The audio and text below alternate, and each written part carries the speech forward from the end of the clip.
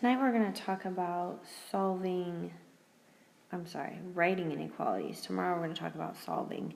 So I want to refresh your memory about what an inequality is. So we talked about these last year, and inequalities mean essentially not equal. So if you recall, we did left hand, less than, we have greater than,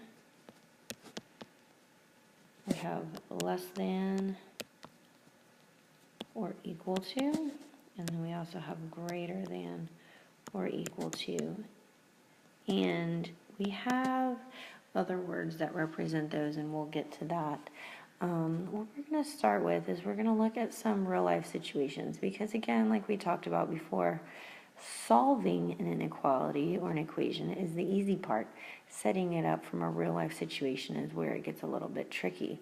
It says Carrie's grandmother, Mrs. Reynoso, is helping Carrie pay for guitar lessons. She set up a special savings account to pay for the lessons. What a nice grandma.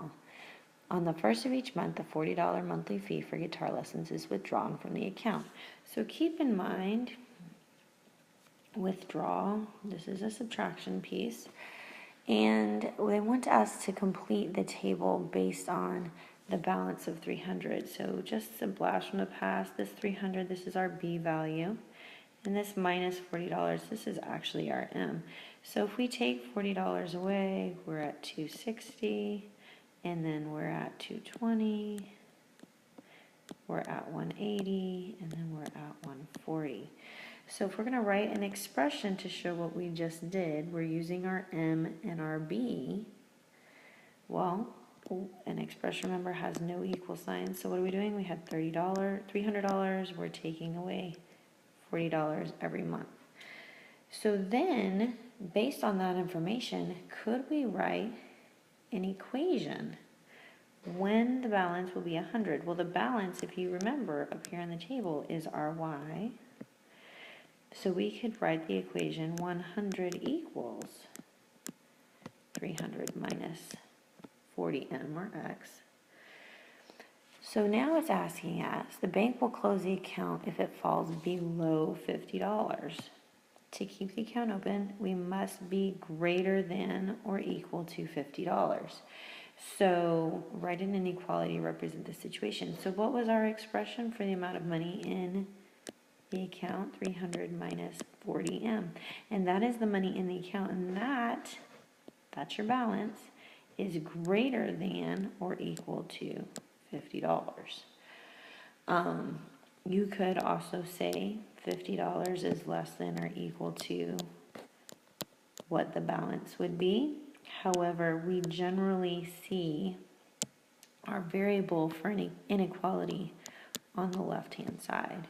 Use the pattern in the table to find the last month when the balance is $50 or greater. So we're just going to continue subtracting. So we can say at 5 months, if we take away $40, then we're at $100. 6 would be 60. At 7 months, we're down to $20. So that is when it's not going to work. So we will go with 6 months. So you need to be able to not only write an inequality, but apply it as well. So let's look on this next page and see what it tells us about inequalities. It says we can use this to represent many situations. We did I don't recall us graphing last year, so we're going to have a little review of that. We have different circles to represent different symbols. We have open circles,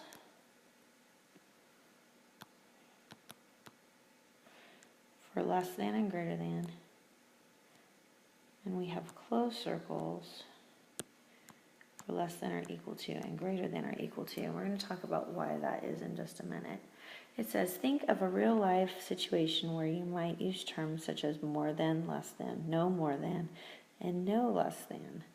So maybe we're going to say you can be no more than 14 in middle school, or you can be no less than 15 in high school.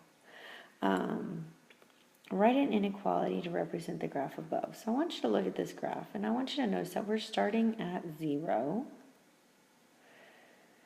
And it's all of the numbers greater than 0. So I have some value, we'll call it x, is greater than 0, because all of these numbers are greater than 0.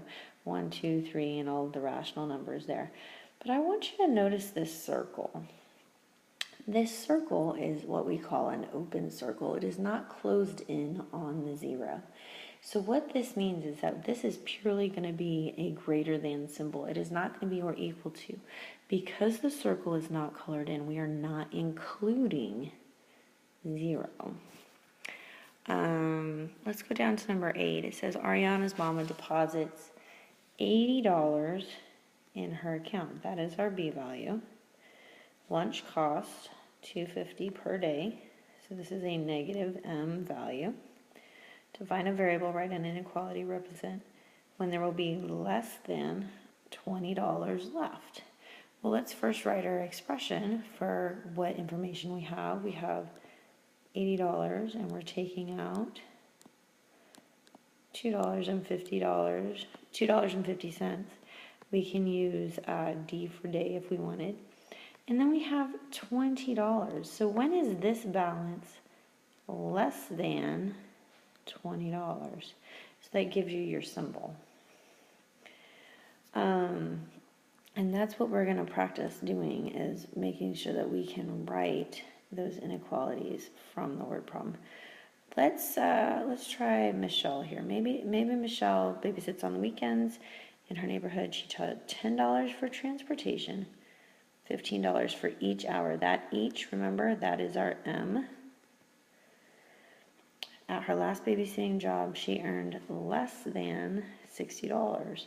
So let's start with y equals mx plus b. Let's do our mx plus b. So we have $10 for transportation, $15 an hour, less than 60. Now again, you could flip-flop all this and write your 60 on the left-hand side, but generally for an inequality, it's a little easier if we write our variable on the left-hand side. And when we start graphing and solving tomorrow, you're going to see why that is. Now this one's a little bit tricky. Bailey put X houses of his holiday miniature village on each of 7 shelves. He has 10 houses displayed on his buffet. If he wants to display at least 45 of his houses, how many houses can he put on each of the 7 shelves? So for at least 45 houses, that is a lot. And 10 are on the buffet. Now notice it says each, there's your M. So 10 houses on the buffet plus 7 houses on each shelf at least. So meaning 45 is the lowest. It could be exactly 45 or it could be greater than. We have words like at least, which means the lowest it could be. So that's going to be a greater than or equal to. We have at most, meaning the most it could be is that value. So it could be less than or equal to. We're going to stop there. Tomorrow when you come in, we're going to look a little bit more at some word problems and practicing this. Have a good night.